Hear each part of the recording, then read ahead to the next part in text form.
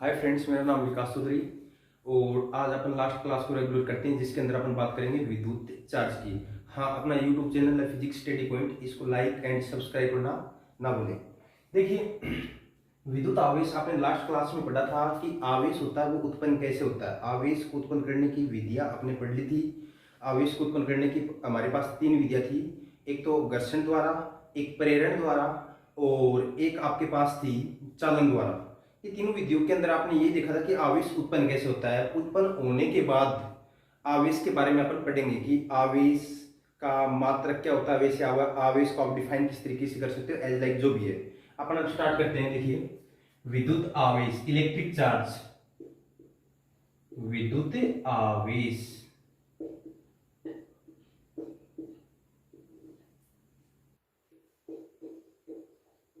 Electric charge.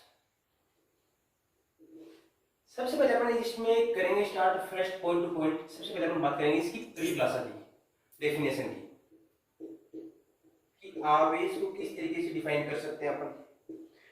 देखिए, आप समझिए, पीछे हमने पढ़ा था घर्षण विद्युत के अंदर कि आपके पास कोई भी दो चालक थे, ए और बी। इसमें क्या था, किसी एक वस्तु से इलेक्ट्रॉन वो ट्रांसफर हो रहे थे दूसरी वस्तु में, जिसके कारण ए के ऊपर आपके पास आ गया था पॉजिटिव चार्ज और बी के ऊपर आपके पास आ गया था नेगेटिव चार्ज। तो ये भी आपके पास क्या था, आवेश ही था, पॉजिटिव चार्ज, मतलब पॉजिटिव आवेश और ये नेगेटिव आवेश। तो ये पॉजिटिव आवेश क्यों आया था इसके ऊपर, क्योंकि ए से इलेक्ट्रॉन जा रहे थे आपके बी में, जिसके कारण ए के ऊपर इलेक्ट्रॉन की कमी हो रही थी। ए के ऊपर इलेक्ट्रॉन की कमी हो रही थी तो ए के ऊपर आपके पास पॉजिटिव चार्ज, और ए के ऊपर यदि इलेक्ट्रॉन सॉरी बी के ऊपर इलेक्ट्रॉन की वृद्धि हो रही थी, जिसके कारण इसके ऊपर आ गया था आपके पास नेगेटिव चार्ज। तो अपन डिफाइन कर सकते हैं कि किसी भी वस्तु के ऊपर यदि इलेक्ट्रॉन की कमी होती है तो भी आवेश आता है, और इलेक्ट्रॉन की वृद्धि होती है तो भी आवेश आता है। तो परिभाषा हमारे पास सीधी सी बन जाएगी कि किसी वस्तु पर इलेक्ट्रॉन की कमी या वृद्धि आवेश कहलाता है। किसी भी वस्तु पर इलेक्ट्रॉन की कमी या वृद्धि आवेश कहलाता है या आवेश को दर्शाता है। नेक्स्ट अपन ये भी बोल सकते हैं कि हमने देखा था सर, घर्षण विद्युत के अंदर इलेक्ट्रॉन का ट्रांसफर हो रहा था, इलेक्ट्रॉन स्थानांतरित हो रहे थे। अब इलेक्ट्रॉन स्थानांतरित हो रहे थे तो इलेक्ट्रॉन खुद क्या है, एक चार्ज है, आवेश है, चार्ज पार्टिकल है, और इसका जो चार्ज होता है वो आपके पास होता है 1.6 इंटू 10⁻⁻19 कूलम। ये इसका होता है परिमाण के रूप में। वैसे इलेक्ट्रॉन के चार्ज की जो वैल्यू होती है वो आपके पास होती है -1.6 इंटू 10⁻⁻19 कूलम, और प्रोटॉन का चार्ज होता है, ये भी साथ साथ आप देख लीजिए, +1.6 इंटू 10⁻⁻19 कूलम। हाँ, तो वापिस देखिए, तो घर्षणी वैद्युतिकी के अंदर आपके पास इलेक्ट्रॉन ट्रांसफर हो रहे थे और इलेक्ट्रॉन क्या है, खुद चार्ज है। तो अपन ये भी बोल सकते हैं कि घर्षणी वैद्युतिकी में जिस भौतिक राशि का स्थानांतरण होता है वह भी आवेश है।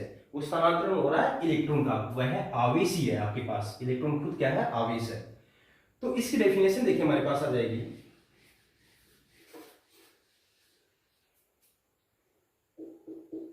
किसी वस्तु पर इलेक्ट्रॉन की कमी या वृद्धि आवेश है। या आप बोल सकते हो कि घर्षण विद्युतिकी के अंदर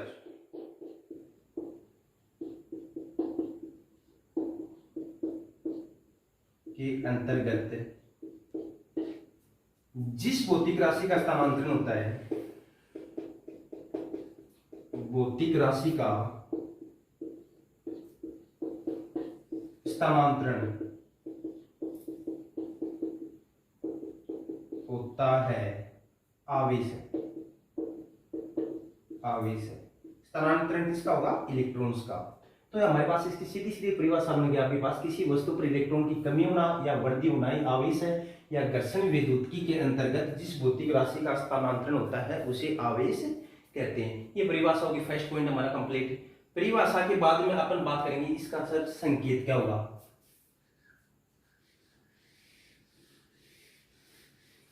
सेकंड आपके पास पॉइंट आ जाएगा इसका संकेत। तो सभी को पता, आवेश को किससे डिनोट करते हैं, स्मॉल क्यू से या फिर कैपिटल क्यू से रिप्रेजेंट किया जाता है इसको, स्मॉल क्यू या कैपिटल क्यू से। संकेत के बाद में थर्ड हमारे पास आ जाएगा इसका फॉर्मूला, सूत्र हो जाएगा आपके पास। तो आवेश का देखिए फॉर्मूला होता है आपके पास Q is equal to plus minus n e. हाँ, तो सूत्र के हमारे पास बात चल रही थी Q is equal to plus minus n e. ये फॉर्मूला अपन बेसिकली पढ़ लेते हैं, आवेश का आपके पास ये फॉर्मूला होता है। बेसिक फॉर्मूला ही बड़ा है इसकी डेफिनेशन से, क्योंकि डेफिनेशन के अंदर अभी थोड़ी देर पहले आपने पढ़ा था कि घर्षण विद्युत्की के अंदर जिस भौतिक राशि का स्थानांतरण होता है उसे ही आवेश कहते हैं। अब स्थानांतरण होता है साहब इलेक्ट्रॉन का। अब ये तो है नहीं कि एक ही इलेक्ट्रॉन आएगा, इलेक्ट्रॉन 2 भी आ सकते हैं, 3 भी आ सकते हैं, 10 भी आ सकते हैं, 50 भी आ सकते हैं, 1000 भी आ सकते हैं, कितने भी आ सकते हैं। तो अपन इसको कितने मान लेते हैं, n इलेक्ट्रॉन। तभी हमारे पास ये फॉर्मूला बन गया Q is equal to n e. वैसे आवेश होता है प्लस माइनस, पॉजिटिव नेगेटिव, तो साथ में आगे आपने प्लस साइन लगा दिया और माइनस साइन लगा दिया, तो ये इसका आपके पास हो गया फॉर्मूला। अब देखिए सूत्र में आपने लिखा है Q is equal to plus minus n e. ध्यान में रखना, आप पॉजिटिव यहाँ पर रिप्रेजेंट कर रहा है आपके पास दाता प्रवृत्ति को, दाता प्रवृत्ति या इलेक्ट्रॉन आपके पास इलेक्ट्रॉन की कमी। नेगेटिव आपके पास रिप्रेजेंट कर रहा है ग्राही प्रवृत्ति या इलेक्ट्रॉन की वृद्धि। एन हमारे पास ये है आपके पास एक पूर्ण संख्या, और जिसकी वैल्यू आपके पास होगी n इज इक्वल टू 1 2 3 4 ऐसे लाइक पूर्ण संख्या होगी। ये कभी भी 1.5 2.5 ऐसे कभी नहीं हो सकता है ये संख्या। आगे इसके बारे में डिटेल से बात करेंगे आवेश क्वांटीकृत नियम के अंदर। ई आपके पास है इलेक्ट्रॉन के आवेश का परिमाण, न कि इलेक्ट्रॉन का आवेश। और इलेक्ट्रॉन के आवेश के परिमाण की बात करते हैं तो वो होता है 1.6 इंटू 10⁻⁻19 कूलम। वैसे इलेक्ट्रॉन का आवेश होता है -1.6 इंटू 10⁻⁻19 कूलम। फिर बात परिमाण की आ जाती है तो आपके पास इसको मोड में ले लिया जाता है इलेक्ट्रॉन के आवेश को, मोड के कारण जो माइनस का साइन होता है वो आपके पास कैंसिल हो जाता है और ये पॉजिटिव हो जाता है। तो ये हमारे पास आवेश का फॉर्मूला था। इस फॉर्मूले से रिलेटेड न्यूमेरिकल आपसे बन सकते हैं, जैसे Q is equal to n e तो आपके पास फिक्स है 1.6 इंटू 10⁻⁻19 कूलम। तो या तो वो क्वेश्चन के अंदर आपको n की वैल्यू देगा, Q की वैल्यू पूछ सकता है, या फिर Q की वैल्यू देकर वो आपसे n की वैल्यू पूछ सकता है। तो इस तरीके से इस पर न्यूमेरिकल आएंगे, आगे अपन न्यूमेरिकल की भी बात करेंगे। तो ये बात हो गई हमारे पास थर्ड पॉइंट इसके अंदर फॉर्मूले की, सूत्र की। अब कोई भी फिजिकल क्वांटिटी होती है तो उसका मात्रक की बात जरूर होती है, तो फोर्थ आपके पास आ जाएगा इसका मात्रक।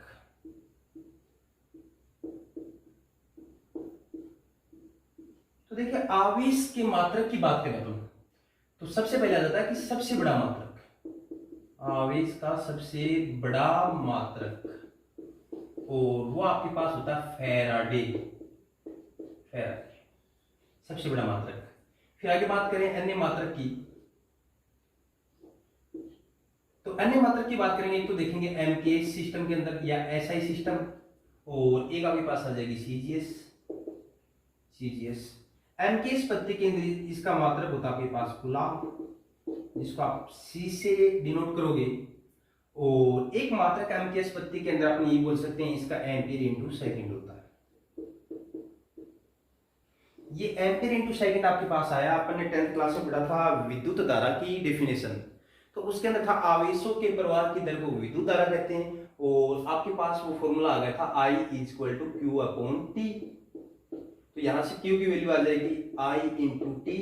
I आपके पास करंट है, इसकी यूनिट एम्पीयर होती है, और T टाइम है, इसकी यूनिट क्या होती है, सेकंड होती है। तो चार्ज की एक यूनिट हमें और भी मिल जाती है एम्पीयर इंटू सेकंड, क्योंकि एम्पीयर भी आपके पास एसआई सिस्टम की यूनिट है और सेकंड भी एसआई सिस्टम की यूनिट है या एमकेएस सिस्टम की यूनिट है। तो एम्पीयर इंटू सेकंड, ये दोनों यूनिट आपको ध्यान में रखनी जरूरी है। फिर बात करते हैं कि सर सीजीएस सिस्टम के अंदर इसकी यूनिट क्या होती है, तो सीजीएस सिस्टम के अंदर इसकी यूनिट होती है ईएसयू, इलेक्ट्रोस्टैटिक यूनिट, जिसको बोला जाता है स्टेक कूलम भी कहते हैं, स्टेक कूलम, या एक फेमस नाम हो रहा है फ्रैंकलिन, तो ये भी ध्यान में रखना है। फिर इस कूलम और ईएसयू के अंदर रिलेशन क्या होता है, थोड़ा एक कूलम के अंदर होते हैं 3 इंटू 10⁻⁹ ESU इलेक्ट्रोस्टैटिक यूनिट, ये भी आपको ध्यान में रखना है। तो बात मात्रक का आपको ध्यान में रखना है, सबसे बड़ा मात्रक होगा आपके पास फैराडे। फिर बात करते हैं एमकेएस पद्धति के अंदर इसके मात्रक होते हैं कूलम और एक एम्पीयर इंटू सेकंड, और सीजीएस के अंदर इसकी यूनिट होती है ईएसयू या state coulomb franklin. 1 coulomb equal to 3 × 10⁹ ESU. अब आप ये भी ध्यान में रखिए कि सर फैराडे और कूलम इसका आपस में क्या लिंक होता है, तो 1 फैराडे आपके पास होता है 96,500 कूलम। ये भी ध्यान में रखना है, 1 फैराडे के अंदर होते हैं 96,500 कूलम। अब मात्रक की बात को आगे बढ़ाते हुए आप एक बात करेंगे इस कूलम के बारे में। तो देखिए बच्चा पार्टी, कूलम होता है ये भी आवेश का एक बड़ा मात्रक होता है, कूलम भी आवेश का बड़ा मात्रक होता है। अपन सबसे बड़ा मात्रक नहीं बोलेंगे, सबसे बड़ा मात्रक तो आपके पास होता है फैराडे। वैसे कूलम अपने आप में आवेश का बहुत बड़ा मात्रक, इस चीज को आगे मैं आपको एक्सप्लेन करूंगा और इसकी बड़ा मात्रक क्यों है। तो इसीलिए इसके न्यूमेरिकल के अंदर आपको छोटे मात्रक मिलते हैं, जैसे milli coulomb, micro coulomb, nano coulomb, pico coulomb. Milli coulomb, micro coulomb, nano coulomb, pico coulomb, तो उसकी बात करते हैं। तो ये मैं रफ कर रहा हूं, तो ये भी देखने आपको छोटे मात्रक। तो छोटे मात्रक आपके पास हो गए मिली कूलम,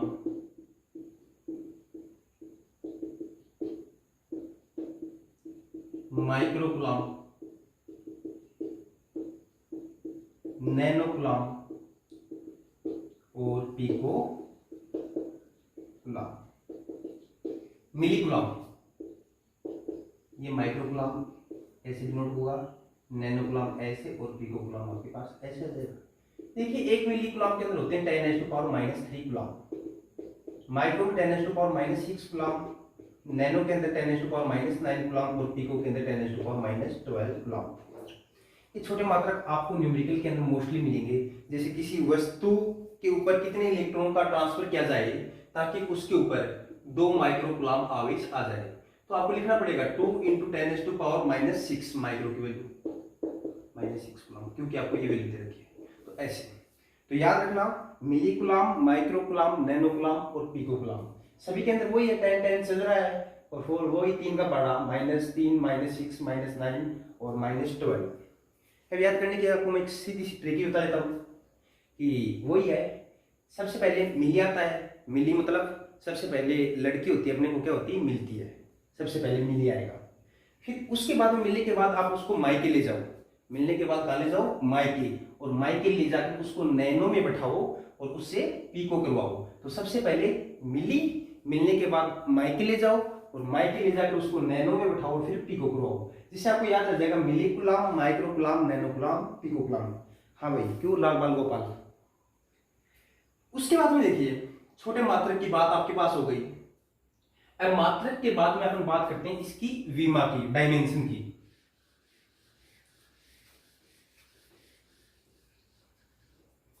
फोर्थ आपके पास मात्रक हो गया, इसकी बात हो चुकी है। अब अपन फिफ्थ में बात करेंगे इसकी विमा। तो विमा की बात करें, देखिए तो आवेश की जो विमा लिखी जाती है, तो इसका मात्रक आपने ये भी पढ़ा था, एम्पियर इनटू सेकंड। तो इससे इसकी विमा लिखी जाएगी, एम एल लिख दो आप सबसे पहले। एम सी मास, मास मींस द्रव्यमान, द्रव्यमान का मात्रक केजी होता है, यहाँ पे केजी नहीं है तो इसकी पावर 0 कर दो। एल सी लेंथ, लेंथ लंबाई, लंबाई का मात्रक आपके पास मीटर नहीं है, 0 कर दो। टी, टी से टाइम, टाइम मतलब समय, समय सेकंड है, एक बार पावर 1 कर दो। फिर एम्पियर रह गया तो एम्पियर के लिए साथ में A1 जोड़ दो, तो इसकी विमा हो जाती है M0 L0 T1 A1, या डायरेक्टली बोल सकते हो T1 A1 या फिर A1 T1। तो ऐसे इसकी विमा निकलती है। विमा के लिए आप ध्यान रखिए ये फॉर्मूला काम में लेते हैं, एम्पियर इनटू सेकंड। तो विमा भी आपको याद रखनी है डायरेक्टली, T1 और A1। विमा आने के बाद अब ये देखते हैं कि अदिश राशि होती है या सदिश राशि होती है। नेक्स्ट पॉइंट आपके पास अदिश या सदिश। देखिए अपन पॉइंट टू पॉइंट चल रहे हैं, जिसे अच्छी तरीके से समझ में आ सके और थोड़ा सा लेंथ भी ना हो। तो अदिश या सदिश की बात करेंगे, तो आप खुद बताओ मेरे को। देखिए आवेश का फॉर्मूला है Q = ±NE। N क्या है, इलेक्ट्रॉन के आवेश का परिमाण, जिसका मान होता है 1.6 × 10⁻⁻19 कूलम। 1.6 × 10⁻⁻19 कूलम ये एक संख्यात्मक मान है और संख्याएं हमेशा अदिश राशि होती है। आगे बात करें n। n हमारे पास है स्थानांतरित इलेक्ट्रॉनों की संख्या, इलेक्ट्रॉनों की संख्या। तो संख्या ये भी एक, और संख्या कौन सी राशि होती है, अदिश राशि होती है। तो वही है, जब किसी अदिश की अदिश से गुणा की जाती है तो हमेशा अदिश राशि होती है। तो आवेश आपके पास कौन सी राशि हो गई? अदिश राशि होगी। ऐसे आप पहचान सकते हो इसको, आवेश अदिश राशि होती है। या फिर sir Q equal to I गुना टी, ये फॉर्मूला भी होता है एक आवेश का। आई होती है विद्युत धारा, करंट, और करंट आपके पास अदिश राशि होती है। टी टाइम, समय भी अदिश राशि होता है। और जब अदिश के अदिश से गुणा करते हैं तो आपके पास कौन सी राशि आती है? अदिश राशि। एक क्वेश्चन ये होता है कि विद्युत धारा अदिश राशि होती है सर, और इसकी दिशा होती है प्लस से माइनस की ओर। विद्युत धारा हमेशा पॉजिटिव से नेगेटिव की ओर होती है, फिर भी ये अदिश राशि होती है। तो ये सदिश राशि क्यों नहीं होती? देखिए बच्चा पार्टी, सदिश राशि होने के लिए सदिश योग नियम का पालन होना जरूरी है, और विद्युत धारा सदिश योग नियम का पालन नहीं करती है। तो इसलिए आपके पास स्केलर क्वांटिटी की आपके पास कैटेगरी के अंदर इसको रखा गया है, विद्युत धारा को। तो वही है आवेश अदिश राशि होगी, और धारा भी अदिश और टाइम भी आपके पास अदिश है। ये आप छोटी 11वीं क्लास में पढ़ चुके हो। अदिश सदिश की बात होगी। आगे अपन नेक्स्ट बात करते हैं। देखिए 4 पॉइंट हो गया आपके पास, परिभाषा, संकेत, मात्रक, विमा, अदिश सदिश। नेक्स्ट आपके पास 5th पॉइंट आता है,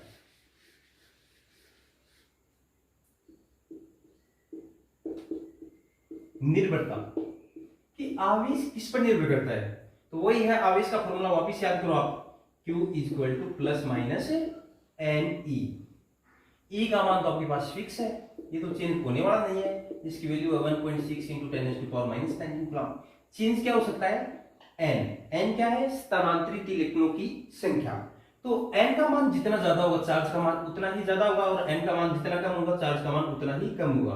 तो आप बोल सकते हो कि क्यू का मान जो निर्भर करता है वो एन के ऊपर करता है। एन आपके पास है स्थानांतरित इलेक्ट्रॉनों की संख्या। एन का मान जितना अधिक होगा आवेश का मान भी उतना ही अधिक होगा, और एन का मान जितना कम होगा आवेश का मान उतना ही कम होगा। और एन का मान यदि 0 जाए तो आवेश का मान कितना हो जाएगा? 0 हो जाएगा। तो आवेश निर्भर करेगा स्थानांतरित इलेक्ट्रॉनों की संख्या पर। ये बात आ गई निर्भरता के ऊपर।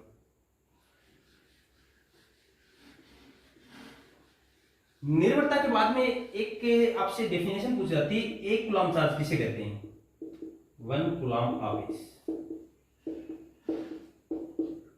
1 कूलम आवेश की अपन बात करें तो देखिए इसके अंदर आता है, चलो समझते हैं पहले। Q equal to plus minus any formula होता है, वो बात कर रहा है किसकी?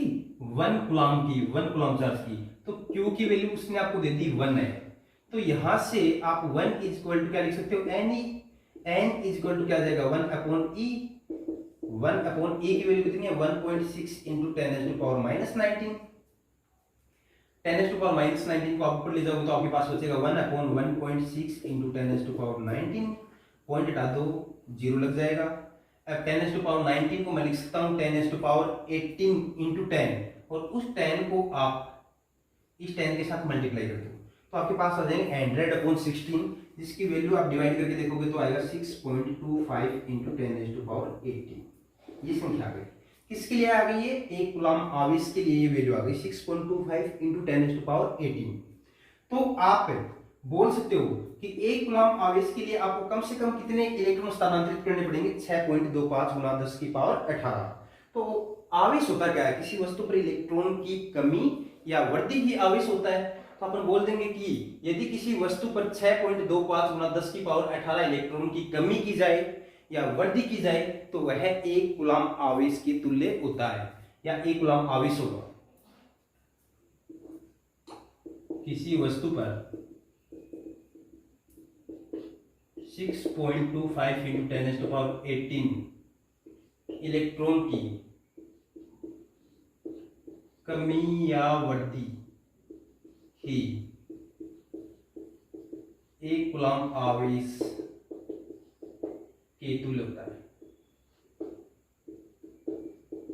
वापस देख लीजिए, Q इक्वल टू आपके पास फॉर्मूला N। 1 कूलम की बात करेंगे तो यहाँ पर Q की जगह आप 1 यूज कर लोगे तो 1 equal to N, N equal to 1 upon E। E की वैल्यू आप ये रखोगे, करते जाओगे, आपके पास आंसर आ जाएगा 6.25 इंटू 10 टू पावर 18। चलो यहाँ से एक बात और समझ में आती है।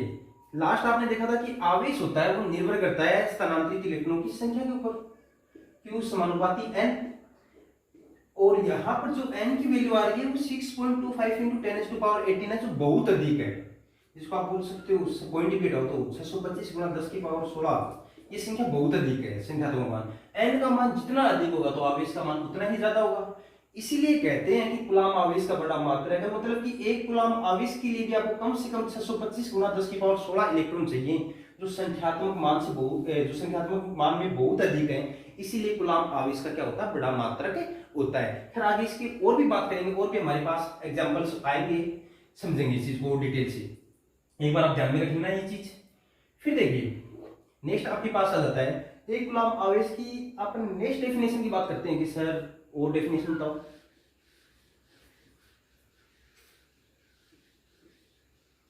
तो एक फॉर्मूला आपने ये भी पढ़ा था, Q is equal to I गुना T। अब देखिए आवेश का मात्रक, इसका मैं कूलाम बोल सकता हूं, ये आपके पास हो गया एम्पियर, ये आपके पास हो गया second, ampere into second. 1 coulomb कब हो सकता है, जब आपके पास करंट भी 1 हो और टाइम भी आपके पास क्या हो 1 हो, मतलब 1 एम्पियर इनटू 1 सेकंड। 1 के 1 से मल्टीप्लाई करोगे तो आपके पास आ जाएगा 1 कूलाम। तो अपन बोल सकते हैं यहां से डेफिनेशन, सबसे पहले इसकी बात करेंगे कि यदि किसी चालक में से 1 सेकंड में 1 एम्पियर विद्युत धारा प्रवाहित की जाए तो उस चालक पर आवेश का मान 1 कूलाम के तुल्य होता है। ये डेफिनेशन भी आप ऐसे लिख सकते हो, यदि किसी चालक में 1 सेकंड में 1 एम्पियर विद्युत धारा प्रवाहित की जाए तो उस चालक पर आवेश का मान 1 कूलाम के तुल्य होगा। हाँ भाई, लाल बाल गोपाल, बड़ी बात, ठीक है। तो ये 1 कूलाम आवेश की बात हो गई।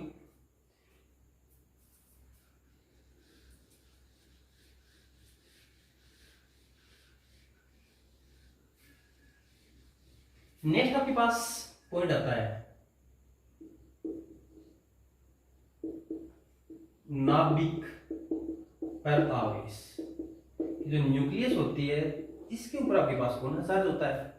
तो छोटी क्लास में अपन पढ़ते हैं, ऐसे पढ़ाते हैं कि ये नाभिक है, इसके चारों इलेक्ट्रॉन आपके पास रोटेट करते हैं, इलेक्ट्रॉन चक्कर लगाते हैं। तो ये आपके पास न्यूक्लियस है, नाभिक है। तो इसके ऊपर चार्ज कितना होता है, तो सही पहली बात तो ये है कि सर अपन पॉजिटिव दर्शाते आए तो इसके ऊपर पॉजिटिव चार्ज होगा। पॉजिटिव चार्ज कैसे निकाला जाता है इस नाभिक के ऊपर, तो वो देखिए आपको बताया कि नाभिक के अंदर क्या पाए जाते हैं, प्रोटॉन और न्यूट्रॉन, प्रोटॉन और न्यूट्रॉन। और इसके चारों ओर नाभिक के चारों चक्र कौन लगाते हैं, इलेक्ट्रॉन चक्र लगाते हैं, जो आपके इस नाभिक के आकर्षण बल से क्या होते हैं, बंधे रहते हैं, नाभिक के आकर्षण बल से बंधे रहते हैं। तो अगर आपको पता चल जाए कि नाभिक के अंदर प्रोटॉनों की संख्या और न्यूट्रॉनों की संख्या कितनी है तो आप इजीली आवेश का मान ज्ञात कर सकते हो। जैसे फॉर एग्जांपल मेरे को पता चल गया कि इस नाभिक के अंदर आपके पास 7 प्रोटॉन है और जैसे 6 न्यूट्रॉन है, 7 प्रोटॉन एंड 6 न्यूट्रॉन है। तो चार्ज की बात करेंगे तो आपको पता है कि प्रोटॉन के ऊपर चार्ज कितना होता है, देखो 7 है प्रोटॉनों की संख्या और प्रोटॉन के ऊपर चार्ज होता है 1.6 × 10⁻⁻⁹ प्लस न्यूट्रॉन 6 है और 4 न्यूट्रॉन आपके पास 0 होता है। तो आपके पास वैल्यू आ जाएगी 7 × 1.6 × 10⁻⁻⁹ कूलाम। अब 16 के आप 7 से मल्टीप्लाई करोगे तो करके देख लेना, 11.2 × 10⁻⁻⁹ कूलाम आपके पास ये वैल्यू आ जाएगी। तो ये न्यूक्लियस के ऊपर क्या आ गया, चार्ज आ गया।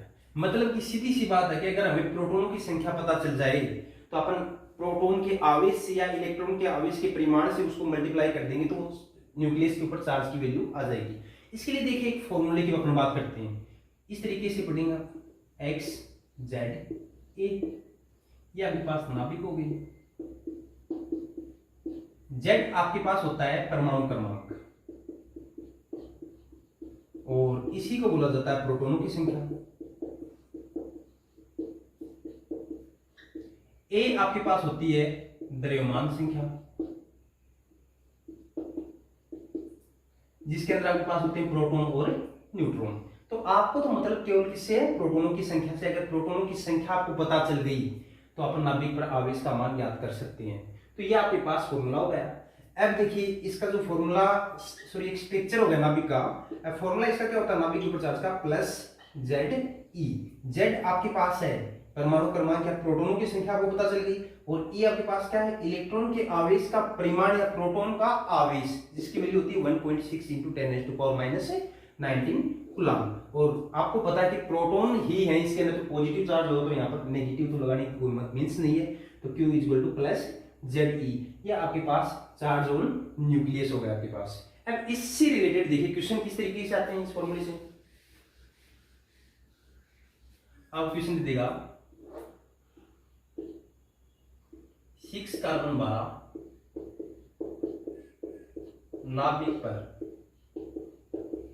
आवेश का मान ज्ञात कीजिए। तो वही है, कंपैरिजन करके देखोगे। देखिए x की जगह आपके पास C है, Z की जगह आपके पास 6 है और A की जगह आपके पास 12 है। आपको मतलब किससे है, केवल और केवल Z से। Z की वैल्यू आपको पता चल गई, क्वेश्चन को देखते ही 6 है। तो आप क्या लिख दोगे sir, Q is equal to 6 into 1.6 into 10⁻⁹ finish. आपको वो क्वेश्चन कहता है जैसे ऑक्सीजन 8 ऑक्सीजन 16 नाभिक पर आवेश का मान ज्ञात कीजिए। तो आप कर दोगे 8 इंटू 1.6 इंटू 10⁻⁹ कूलम। जैसे वो आपसे क्वेश्चन कहता है यूरेनियम 92 238 इस नाभिक पर आवेश का मान ज्ञात कीजिए। यूरेनियम नाभिक पर आवेश का मान ज्ञात कीजिए। तो आप निकाल लोगे 1.6 इंटू 10⁻⁹ कूलम। तो इस तरीके से अपन नाभिक के ऊपर आवेश का मान ज्ञात कर सकते हैं। आज की क्लास में अपन इतना ही पढ़ेंगे। नेक्स्ट क्लास के अंदर अपन देखेंगे आवेश संरक्षण नियम, आवेश क्वांटीकृत नियम, साथ में हमारे पास जो द्रव्यमान भी स्थानांतरित होता है इलेक्ट्रॉन के साथ साथ, तो स्थानांतरित द्रव्यमान की भी बात करेंगे। और फिर आवेश आपके पास कौन कौन से नियम का पालन करता है, जैसे बीजगणितीय योग नियम, एज लाइकिंग के बारे में बात करेंगे और कुछ न्यूमेरिकल देखने की कोशिश करेंगे। आज के लिए इतना ही। तो रेगुलर पढ़ते रहिए, खुश रहिए, बेस्ट।